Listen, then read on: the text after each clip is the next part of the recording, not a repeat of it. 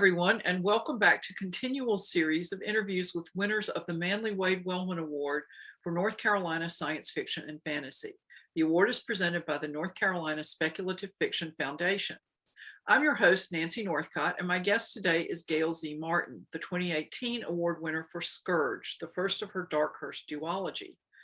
Gail's first novel, an epic fantasy called The Summoner, was published in 2007. Since then, she has published 42 books and more than 50 novellas and short stories. She has participated in numerous anthologies. At ConCarolina's 2022, she received the inaugural Chris Shrewsbury Award for her contributions to fandom.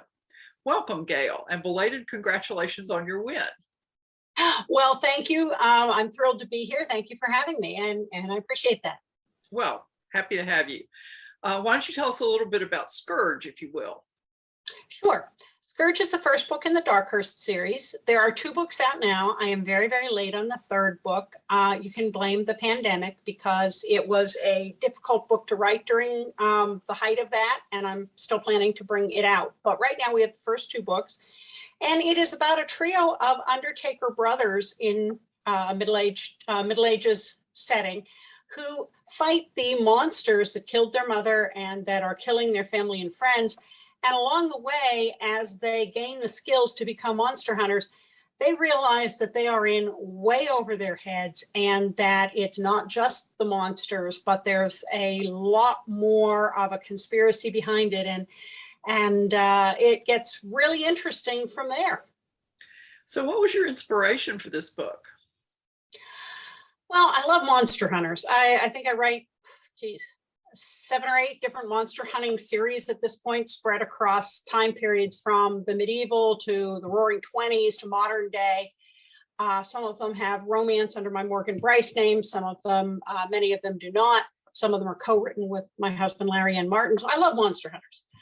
As anybody who's known me for more than 5 minutes knows, I'm also a huge fan of the TV show Supernatural. And so I kind of tried to reverse engineer what I loved about that show so much and what made such an impression on me and what the vibe was that I might be able to recreate somewhere else in an original work. And it really comes down to a very deep bond of family and found family and the action and excitement and spookiness of hunting supernatural creatures and dealing with magic. And so that's something that I carry into a lot of series because I personally love that as a viewer and a reader. And I think that that's one of the things we seek out is we fall in love with certain franchises, but we fall in love with certain elements that draw us to those franchises. And so that's what I'm hoping to offer to people who love the same kind of things I do. Well, since you've mentioned your other series, tell us briefly what other genres or subgenres you write besides monster hunters, or Sure. Where they are. Well, as Gail Z. Martin, I write epic and urban fantasy. And together with Larry, we have a 1920s Roaring 20s monster hunter. We have a contemporary monster hunter. We have a near future post-apocalyptic series. Larry and I have also written a steampunk series. And then as Morgan Bryce, I write urban fantasy, male paranormal romance. And there are 5 series over on that side. So, you know, we've got your monsters and your magic in pretty much any flavor you want.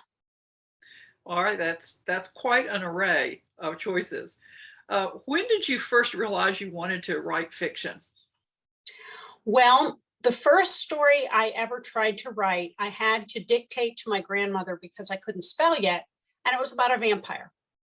Nothing much has changed except I can now spell. And that was because I fell in love with the TV show Dark Shadows when I was a preschooler. I don't know why I was allowed to watch it when I was a preschooler, but that has kind of been a lifelong influence. And then later when I was in high school, there were several TV shows that my friends and I liked. They got canceled. People still wanted to read new adventures by them. And my friends turned to me and said, why don't you write them? So I did. And they were like extra episodes for these shows that we liked that got canceled. And that taught me that I could entertain people with my writing and amuse them. And I learned a lot about writing from the feedback my friends gave me about structuring a story and keeping up the pacing. And that was really the first time that I realized I not only like to write stories, but maybe this will go somewhere. Well, speaking of it going somewhere, what steps did you take to lead to commercial publication? Well, it took 20 years, so I'm not saying anybody should really follow in these steps. I read broadly and incessantly all the time that I was growing up, and whenever the studies permitted it and I wasn't too burned out in college and grad school. And I realized that people could become writers, that they weren't just somehow picked by divine entities or chosen by the gods. This was actually a job you could get when I was about 14. And then I set out to find out everything I could about, well, how did you get to be a writer? So I read, I swear, everything that Writer's Digest books ever put out about structuring stories and getting published, and all the mechanical and business stuff they wrote, I read. And I subscribed to the magazine. And I went to anything I could go to that talked about how to become a writer. And I wrote. And that's really the biggest thing, is you get better by writing. And so I also knew, because I had a cousin who had kind of done the starving in the garret for their art path, that I really didn't want to do that because I like regular meals. So I did medieval history or history as a major in college, and then I did an MBA in marketing, which is one step removed from fiction anyhow, so that I could afford typing paper. And so for a long, long time, like 20 years, I would work on the book, that first book, and then it would get put away because life happened, changed jobs, got married, had kids, moved. But every time there was a lull in between, I'd pull it out, I'd work on it again, get it through another couple of revisions, and then it would get busy again. And then finally, and all this time, I'm watching the publication industry, the publishing industry. I'm trying to learn. And then I got laid off from my corporate job in 2003 and said, you know what, it's now or never. I am really going to put everything I've got into making this happen. And if it does, that's great. If it doesn't, well, at least I'll know I have given it my best shot. And that's when I really buckled down about finishing the manuscript and pitching to an agent and getting an agent. And at that point, the timing worked out, and the agent got me a publisher, and the Summoner came out 20 some years after I started it, but it's the end of the road that counts. Yes. So what's that series about? Because the Summoner's the first of several, right? Summoner is the first book in the Chronicles of the Necromancer series, and then the sequel, Fallen King Cycle, which is really all the same series, except I had to change publishers in there for reasons. And it is about a young man whose family is murdered, and he realizes he has a very rare ability to intercede between the living and the dead. And he has to learn to control that magic before it destroys him in order to avenge his family and save the kingdom. So it is very much of a quest-based sword and sorcery, kind of classic medieval adventure. There's an ensemble cast, and each of the books in the 6-book series, every 2 books are one complete adventure. And we're in the process right now of bringing those back out into new editions, and I'm really excited about that.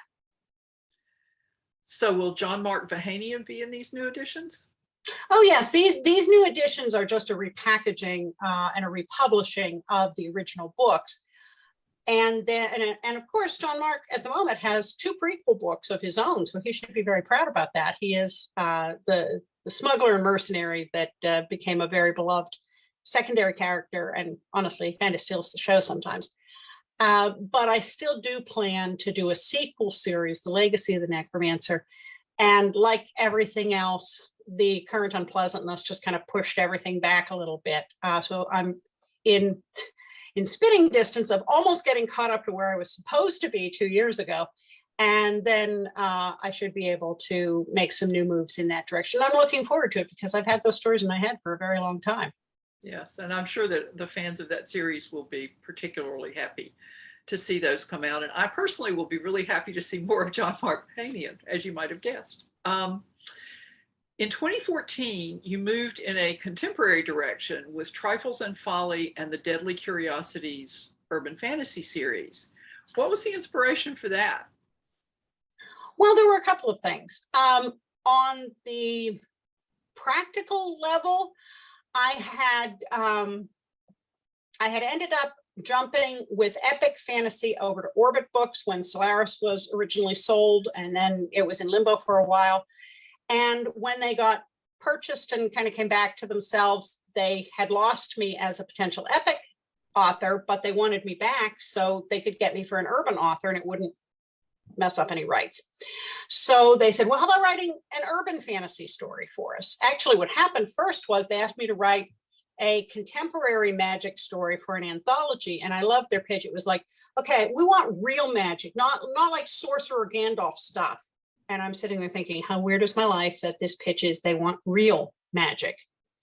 And what they meant was they wanted contemporary. They didn't want lightning from the fingertips kind of thing. Fortunately, we were on the same wavelength. So I wrote that. The anthology did very, very well. And they came back and said, would you like to do a series? And the answer to that is always yes. So the Trifles and Folly series kind of came out of going to Charleston and saying, this place is perfect for an urban fantasy series. It hasn't been as overused as some of the other towns. Everybody's got a series set in New Orleans or New York. And they're great cities for that, but not as many at that point had picked Charleston. So I kind of planted my flag and said, this is my city now. And then it was, well, what kind of stories would be told here in Charleston? What would my main character do? Who would their friends be? What kind of magic traditions would they draw from? And at the same time, my dad had just died and we were going through all of his stuff, and he was a collector and a hoarder. And I spent an awful lot of time in a storage unit going through all these antiques and collectibles and just odd stuff, and many of which were kind of creepy. And so if you read that book, you will not only find a bunch of haunted and creepy antiques, but you'll also find some interesting and exciting things that happen in a storage unit. So that I count as being kind of true to life, because I owned most, if not all, of the items that get mentioned in that book. So that was the combination of inspirations for that, and it's been a lot of fun to write. Well, one element of that series draws on your early interest in vampires. Could you tell us a little bit about that? Sure. One of the main recurring characters in the series, so the point of view character in the Deadly Curiosity series, which is a bit of a departure for me from all my other series, is that this is a female protagonist point of view character, and it is a first person point of view. All the rest of the books so far have been male protagonists and third person point of view. So that was kind of different, but it goes with the urban fantasy setting. And she does not save the world alone. She has a lot of close friends who have various supernatural abilities, and they work together to deal with whatever haunting or curse or magical entity is causing the problem in this book. And one of those is Soarin. Soarin is a nearly 600-year-old vampire.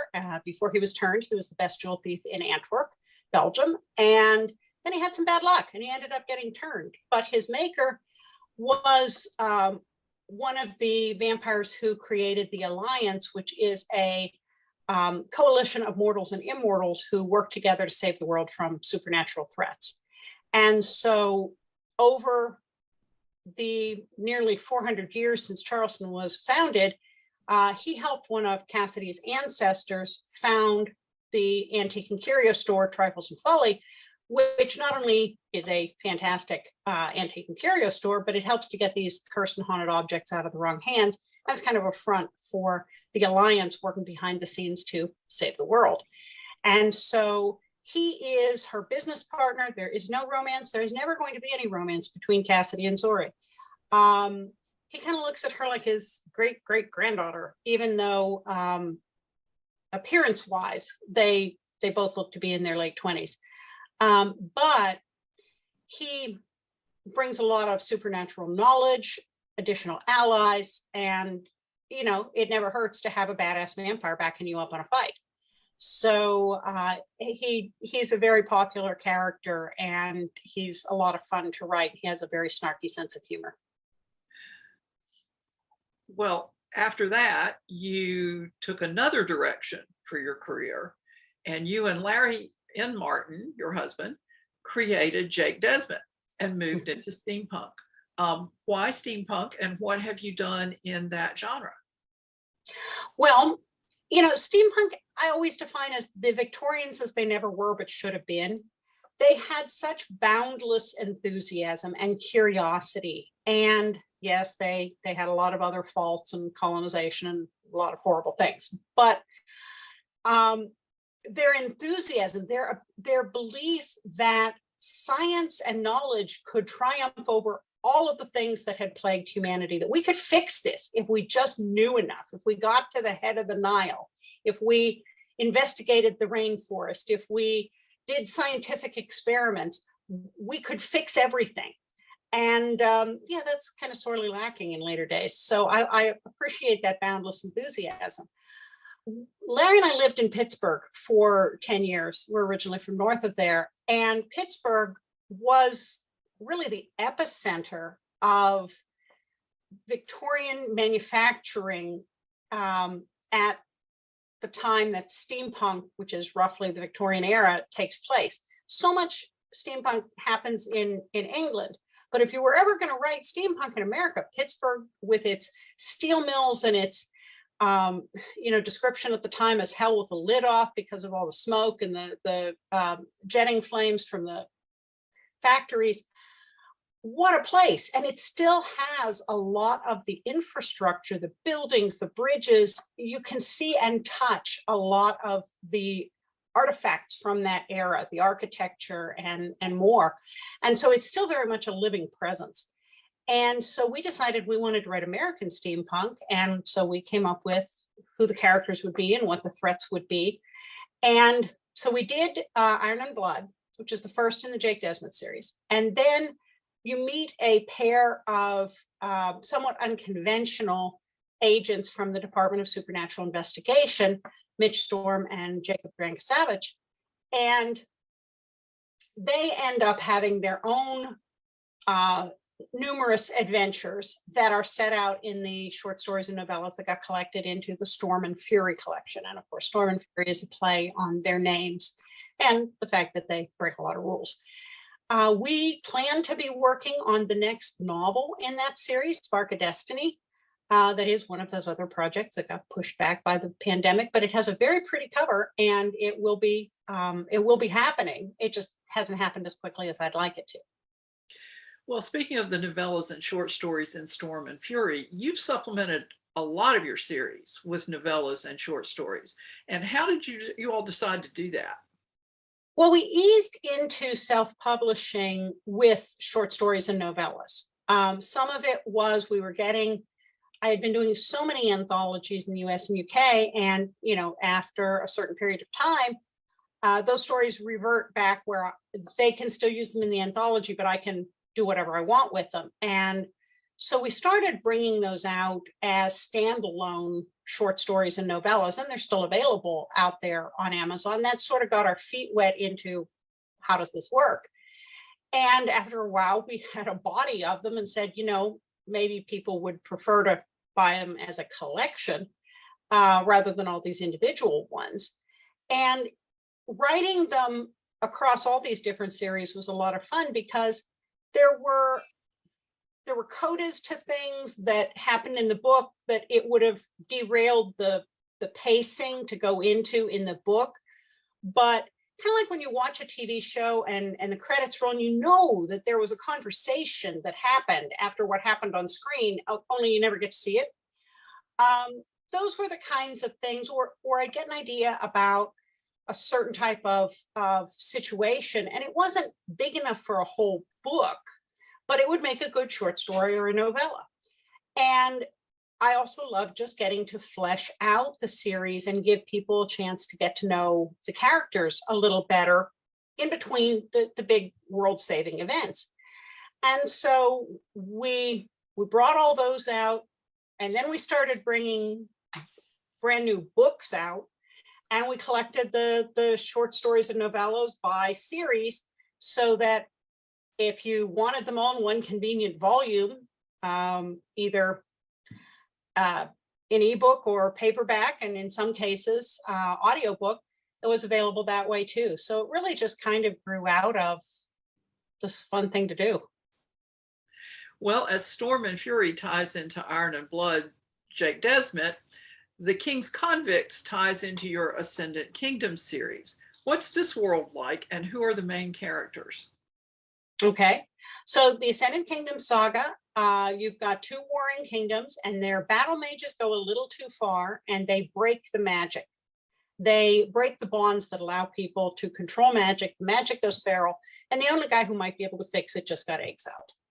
So it is actually medieval post-apocalyptic adventure, and our main character is Blaine McFadden, and he is a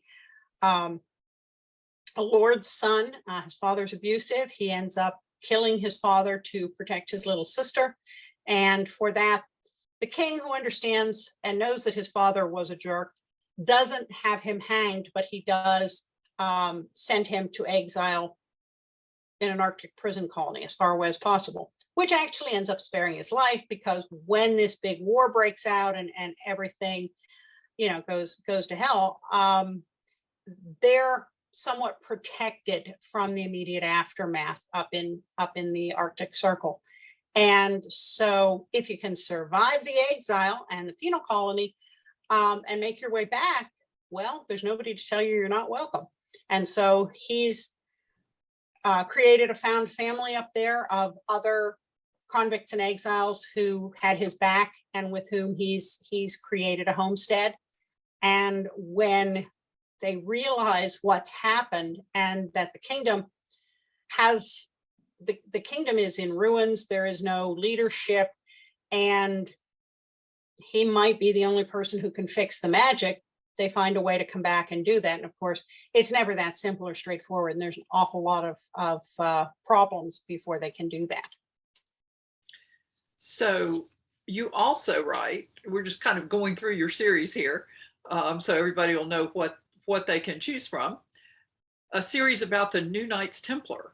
Who are they? Yep. And what inspired you to take that direction?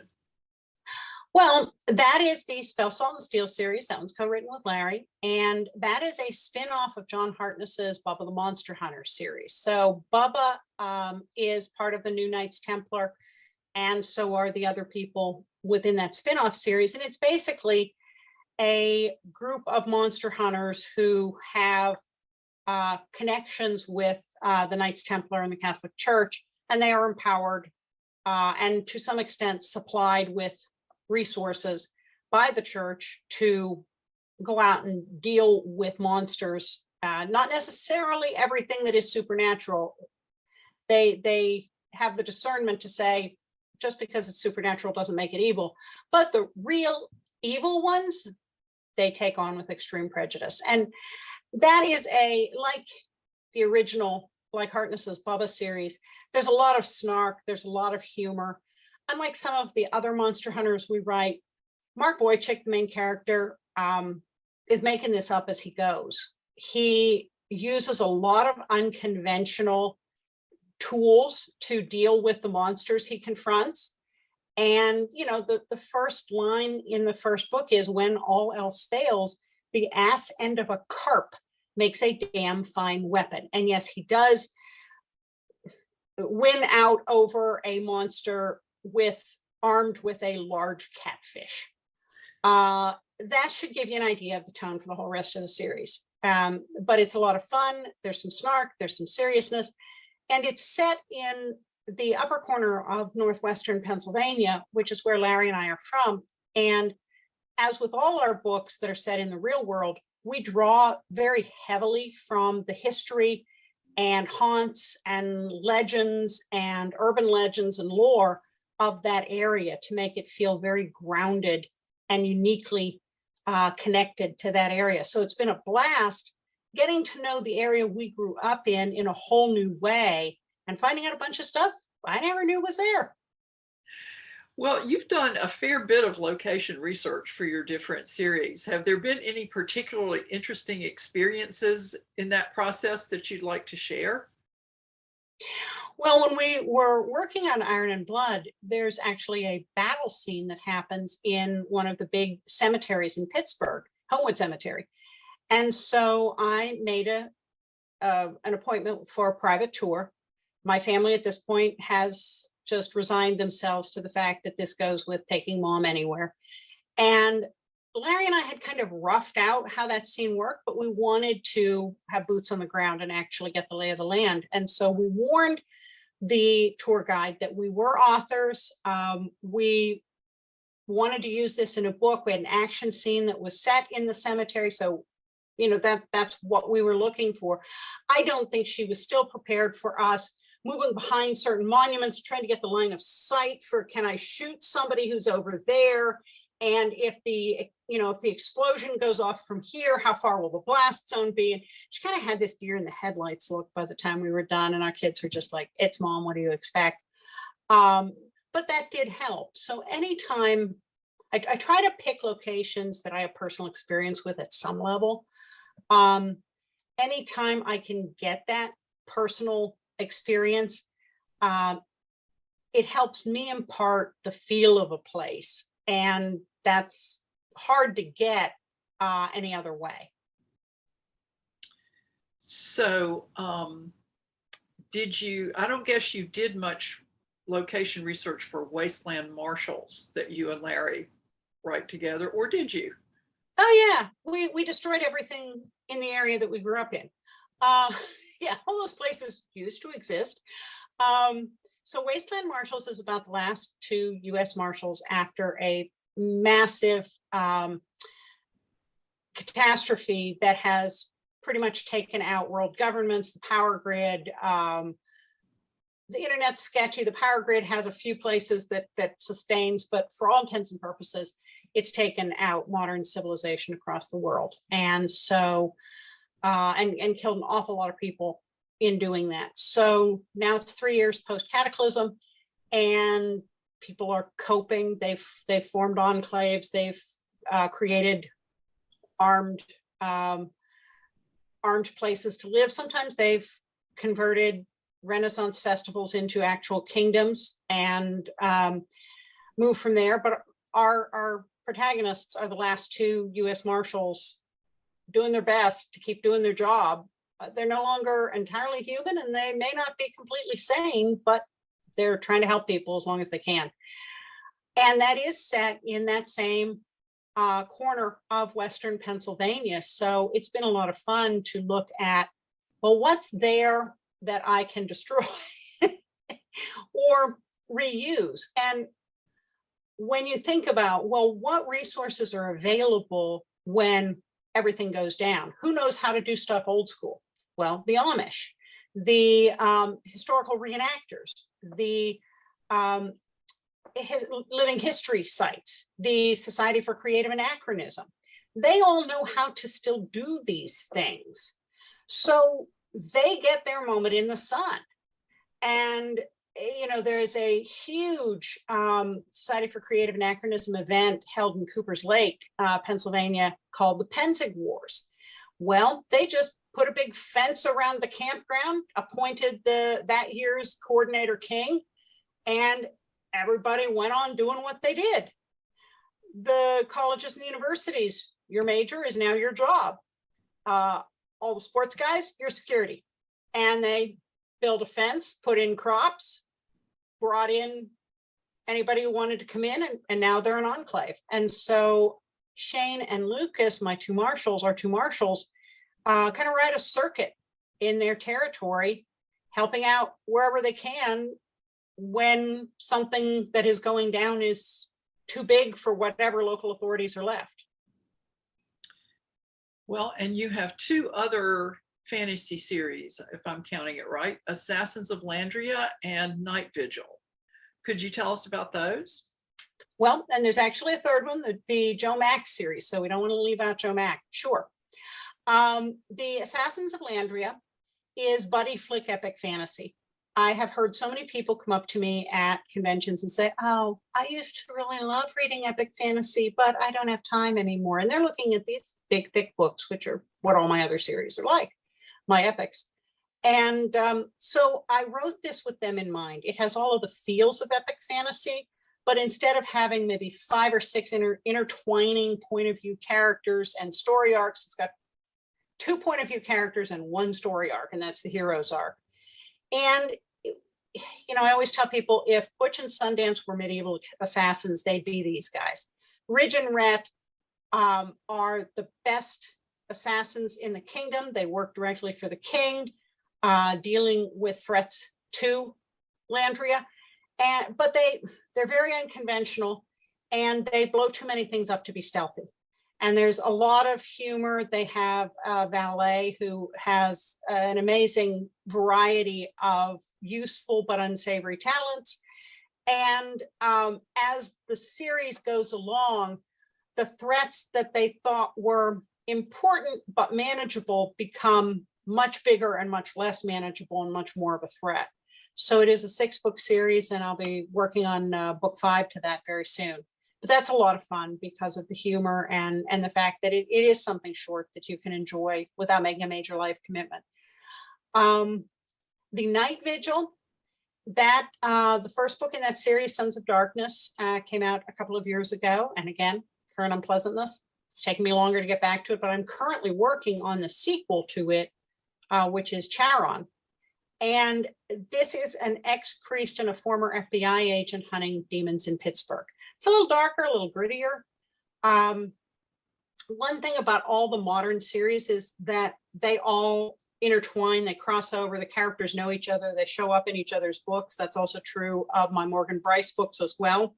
So it's one big Martin expanded universe, and they all come visit each other because I can't keep that many books straight, that many series straight in completely separate worlds. And B, why wouldn't they know each other? Monster hunting's a kind of small community. So that's the Night Vigil series. And then the Joe Mack series, that's our Roaring 20s monster hunter. And Joe was a steel worker who was killed by the Pinkertons in the Homestead riot. And as he lay dying, he called on the ancient Slavic gods for retribution, and Krukus, the god of blacksmith, answered him and made him his champion and gives him magic when Joe calls on Krukus's name, and has made him the protector of those who are done wrong. And so now it's a number of years later, it's the 1920s, and they go after everything from Leninist werewolves and imperialist vampires to fraudulent spiritualists to eldritch horrors beneath Reading, Pennsylvania. So that's got a fair amount of snark as well, but that's a period piece. And the next contract, Joe will be coming into the modern area because he is, after all, immortal. Well, there are bound to be advantages to that. Yes. You mentioned Morgan Bryce. So tell us about your other career as Morgan Bryce. Well, as Morgan Bryce, I write urban fantasy, male, paranormal, romance. And, you know, the reason for the name, it's never been a secret, but in the Gail and Larry books, while there are people who have relationships, it's a very, very small part of the plot, and there's no on-page sex. In the Morgan Bryce books, it is a much bigger part of the plot, the relationships, and there is on-page sex. And I didn't want anybody to pick up a book by mistake and not know what they were getting and then have a heart attack because, oh my gosh, there are sexy times on page. So if you get a Morgan Bryce, you know what you're getting. If you get a Gail and Larry, you know what you're getting. And that came about, I fell in love with Supernatural. I binged 11 seasons in 4 months so that I could start live tweeting when season 12 came out. And in that hiatus between seasons, I needed a new fix on my show. So I did something I hadn't done for a very long time, which was start reading fanfic. I hadn't read that since early college. And I fell into the rabbit hole. There's some excellent, excellent writers and storytellers out there. And then I decided to try this slash thing, which is male romance within a fandom. And I fell in love with that. And I'd read several hundred of those and popped my head up and said, I wonder what the published non-fandom stuff looks like. Went out and read several hundred of those. And I loved the paranormal romance. And there were still scary things and monsters, but there was also this wonderful love story unfolding. And I said, I'm missing out on the fun here. And that's when I created Morgan Bryce. So, you can describe some of the series as supernatural if Sam and Dean weren't brothers and were together. Some of them definitely have that vibe. Some of them it's less so on that. Some are a little less serious on the scariness. Some are a little more so. But there's always a good love story. And I also love to tell stories about established couples with an evolving relationship, because the falling in love part's the easy part. It's the figuring out how to keep this going and getting past the speed bumps and making this work. That's the part that's the hard part. So I love exploring that as they are hunting the things that go bump in the night. Well, since you mentioned supernatural, let's talk about that for a minute. What do you love so much about it? Well, it's a couple of things. I mean, first of all, particularly in the early seasons when they were shooting on film instead of videotape, the cinematography is fantastic. And there were so many monster of the week stories, which is just, that's my catnip. Hey, there's a new monster. Let's fight it. Let's save the people. Let's save the world. And the two main characters are certainly easy on the eyes. There's a tremendous amount of chemistry between both the actors and the characters, even as they, work out a lot of issues, family issues. I think on a deeper level, Sam and Dean stopped the apocalypse. That was something that, in my background, I was raised to believe was actually something that was going to happen. So these guys stopped the biggest thing that I'd ever been scared of. And I didn't realize that was one of the things that resonated with me for a long time, but I think that is definitely something on a subconscious level that made me appreciate the show. And yes, there are some seasons that you can argue are tighter than others and better than others. And there's some good episodes and some forgettable episodes, which is true of anything, but it made it 15 years and 327 episodes. It has an insanely loyal fan base. And some days the emphasis on insane is harder than others. It's known for being a little on the crazy side, but for a TV show, there are an awful lot of people who attest that it helped them through difficult times and maybe even saved their lives. And so I love the combination of the monster of the week and the very well researched monsters. Every monster they used had to have some grounding in real world lore. They couldn't just make something up.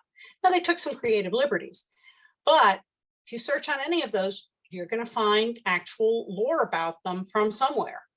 And so they did their homework. And quite a bit of the writing is very good. A lot of the actors really fantastic. And so, I think I just finished my 6th rewatch of all 327 episodes. So it's here to stay. What can I say? My muse. Well, you've actually been active in wider supernatural fandom as well, haven't you? Yes, I just got back from a convention in Washington, D.C. That's my 4th convention, and that's a specific supernatural convention that has the actors there.